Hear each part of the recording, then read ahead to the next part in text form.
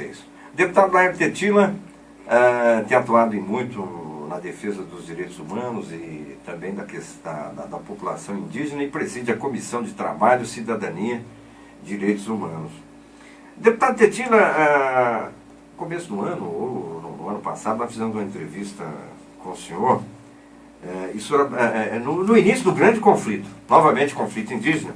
O senhor falava da criação, da sua proposição de criar o Fundo Estadual para Aquisição de Terras Indígenas, né? Finalidade de destinar recursos para a aquisição de terras particulares e resolver o conflito.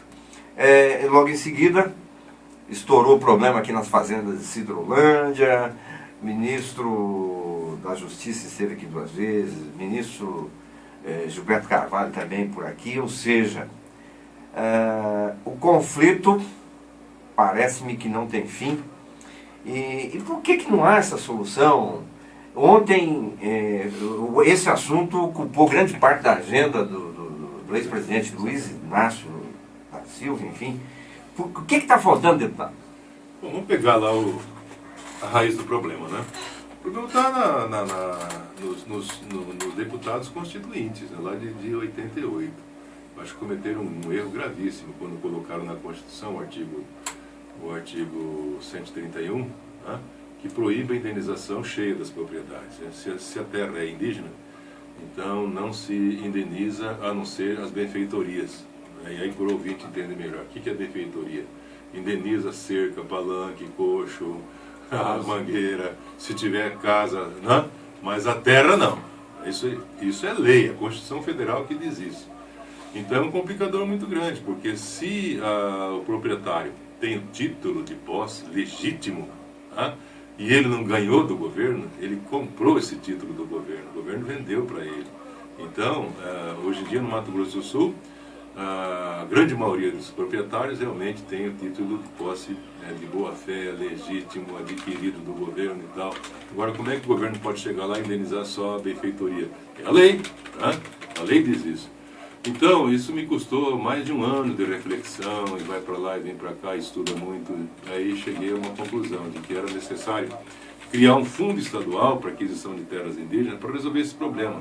Porque se o governo federal não pode fazer, porque a lei proíbe, né, de indenizar cheio, porteira fechada, então nós criamos esse fundo para que o governo federal, ele pode pegar recurso do Orçamento Geral da União, ele pode pegar recurso de lá e colocar nesse fundo. Aí o dinheiro deixa de ser federal para ser estadual. Aí o Estado, a União não pode, mas o Estado pode adquirir, né? Então é uma forma de triangular, é uma forma de resolver o problema. Então está aí, esse fundo já tem o parecer favorável do Conselho Nacional de Justiça, está tudo muito bem encaminhado, né? Então já me articulei com os deputados federais, a bancada federal e os 3 senadores também, e eles então, através da bancada, abriram, até mesmo, Arthur e doutor Miquindo, chegaram a abrir uma rubrica no Orçamento Geral da União para tirar recurso de lá e colocar no fundo estadual.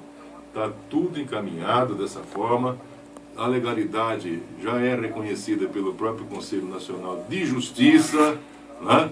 Então, a contribuição que eu pude dar, né? Então, nós nos adiantamos bastante, nos antecipamos. O ministro da Justiça, José Eduardo Cardoso, tem pleno conhecimento, porque ele me ajudou a elaborar esse projeto de lei. Consegui aprovar na Assembleia Legislativa por unanimidade, todos os deputados elogiaram, né? Esse fundo está devidamente sancionado e em pleno vigor. É lei, né? É lei estadual e isso pode ser feito. É a contribuição que a gente podia dar para apaziguar, porque ambos os lados têm as suas razões. Por um lado, você pega a questão do índio. Se a terra é de direito imemorial, se a terra é tradicionalmente indígena, né, se constatou através de quê? Não é uma coisa aleatória. Isso aí, o Ministério Público Federal aciona a FUNAI dizendo, olha, aquelas terras lá pode ser que seja indígena. Então a FUNAI que tem a obrigação de colocar os seus antropólogos lá para fazer os estudos. Aí faz os estudos, Se não é, não é. Mas se for, se constatou que a terra é indígena, tradicionalmente indígena, então nesse caso aí então, aí abre-se todo um processo, né? Aí vem a primeira fase, é o levantamento, depois a delimitação. Nessa fase de levantamento e delimitação das terras, os proprietários têm amplo direito de defesa. Aí é que está. Eles entram com a defesa e eles também, se por um lado os índios têm pleno direito, do outro lado os proprietários têm pleno direito também. Aí então cria impasse. Agora se coloque o Arthur Mário e o Dr. Miquino, se coloque na situação de um juiz federal que vai decidir tendo plenitude de direito dos dois lados. Aí então, para o público entender, para a população entender, é por causa disso que tem ações aí de 5 anos, se você quiser de 10 anos tem, de 20 anos tem, de 32 anos já tem lá em Japorã, que não resolve. A espada de Damocles, né, fica sobre a cabeça dos índios e do proprietário também. Então, o que a gente quer? Não quer pender nem para um lado nem para o outro, a gente quer pacificar a questão. Por isso que nós criamos esse fundo que dá a legalidade para a aquisição dessas terras. Né? Agora, falta o quê? Falta ação do governo federal, né? Falta, sim, que o José Eduardo Cardoso, que é o ministro da Justiça, o grande responsável pela questão, né, tome uma decisão enérgica sobre a questão. Falta isso, só que ele tem as cautelas dele também, porque se ele colocar uma vírgula fora do lugar, aí vem o Ministério Público Federal a abrir, né, doutor sabe, abre a tal da ação de improbidade administrativa e vem aquele mundo de ações para cima. Então tem que ter rigor na hora de colocar em prática. O fundo está aí, dá legalidade? Dá. Está sendo estudado? Tá. Agora, a gente também, não é porque eu sou do Partido dos Trabalhadores, do governo, da base do governo da presidenta Dilma e tudo mais, que a gente vai aliviar para o ministro. Eu acho que o ministro está retardando, né? Eu acho que ele tem uma grande responsabilidade nisso. Ele já esteve aqui por 2 vezes. Nós, deputados, os 24 deputados, estivemos lá no gabinete dele também em Brasília, selou o compromisso com os proprietários, com os indígenas, com a Assembleia Legislativa, quer dizer, até agora relampeou, trovejou, mas não choveu, né? Não aconteceu nada.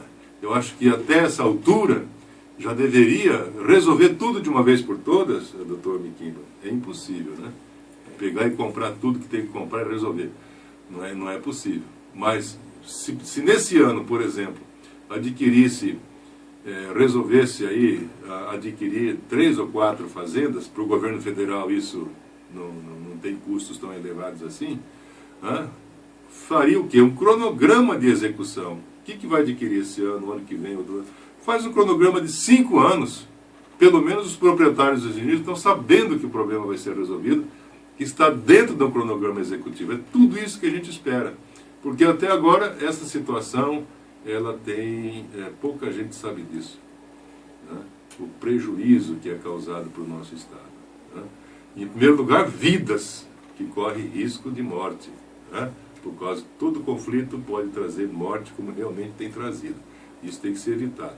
Mas, além disso, tem cerca de, no mínimo, 5 bilhões que deixa de entrar nos cofres do governo do Estado, ou seja, o nosso PIB acaba sendo 5 bilhões a menor, pelo menos isso, todos os anos, né? Se você comparar com o nosso PIB com o PIB de Mato Grosso, o outro Mato Grosso está com mais de 60 bilhões de PIB anual, e nós aqui mal passamos de 40 bilhões. E olha a situação, né? O outro Mato Grosso não era para ser nada, nem queria que fosse dividido. O outro Mato Grosso é um estado deslocado, no tempo, no espaço, é fronteira com Bolívia, é isolado das capitais, distante dos portos, distante de tudo. E nós aqui, olha, fronteira com o primeiro mundo, né? São Paulo e Paraná, se tem primeiro mundo no Brasil, é São Paulo e Paraná. E as nossas terras aqui, você pega a média das terras na minha região, que é a região mais fértil do estado de Mato Grosso do Sul, a região da Grande Dourados, fronteira com o Paraguai, ali é latossolo roxo, eutrófico, distrófico, coisa de primeira qualidade, comparável aos solos do Paraná. Só que no Paraná o hectare já está mais de 30 mil reais, e aqui não passa de 5, 6 mil reais. O valor imobiliário está lá embaixo. E por que o nosso PIB é tão baixo assim? Porque a região que deveria ser a mais produtora, a mais desenvolvida, acaba não sendo. Se você pega o PIB dos municípios do Cone Sul, da minha região lá, pega município por município. Você pega o mapa do Mato Grosso do Sul, você pode plotar lá o PIB de todos os municípios. Você vai ver que os piores PIBs estão na nossa região, que é a única região argilosa. O resto do estado é tudo é areia, né? O Nortão arenoso, o Bolsão arenoso, está todo mundo bombando nas suas economias. E o IDH das cidades, do Bolsão, exatamente. Disparado lá em cima. E nós aqui, você vê... Com as melhores terras, o IDH... Exatamente. Por quê? Porque é uma região conflitada. Aí, os investimentos que vêm do Rio Grande do Sul, Paraná, Santa Catarina e São Paulo, passa de avião, vai direto para o outro Mato Grosso, vai para Rondônia, vai para o Pará, né, mas não se fixa lá, porque se tem lá 5, 10, 15 propriedades conflitadas, a região toda passa a ser conflitada. Ninguém quer investir numa região conflitada. Então fica lá aquela braquiária rala, o gado magro, o processo erosivo levando o horizonteado do solo para dentro dos rios, os rios todos sendo assoreados.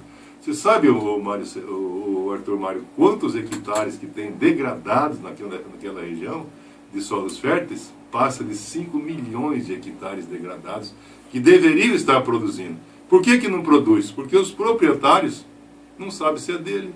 Ele está na insegurança jurídica, que leva à insegurança, né, econômica. Então, se ele teria que calcarear, corrigir o solo, ele não faz isso, não vai investir, não sabe se é dele.